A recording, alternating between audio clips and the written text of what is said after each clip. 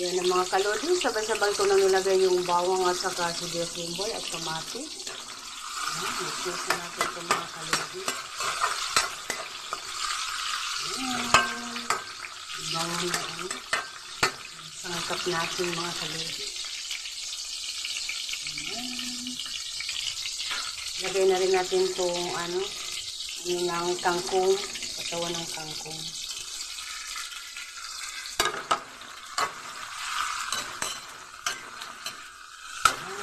Isa lang tayo mga kalodi. Simpleng ulam lang talaga ito mga kalodi.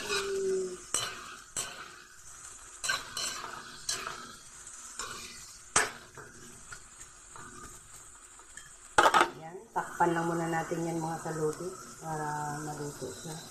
Ihuli natin yung dahon kasi madali lang naman maluto yung dahon. Isa na natin mga kalodi. Ayan. Lagay ko na pala yung dahon ng kangkong. Mix na natin. Mix lang mga kalodi. Lagay na rin natin ng mga kalodi. Yung kanyang ayan mga kalodi. Lagay na rin natin tong pritong bangus. Kalodi, nalagay na natin yung pritong bangus. Lagyan natin ng konting tuyo mga kalodi. Konting tuyo lang. Tapos, mix natin.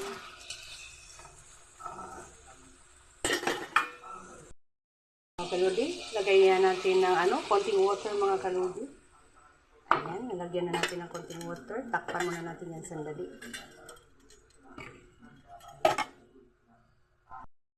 Sa natin mga kalodi. Ayan siya. Lagyan natin ng konting asin. Pangpalasa mga kalodi. Malapit na yan maluto mga kalodi. Kasi nalagyan na natin ng pangpalasa at saka asin. Ayan, luto na talaga yung adobong kangkong natin mga kalodi. Simpleng ulam lang yung kangkong pero very healthy at masarap. Okay, thank you for watching. God bless all.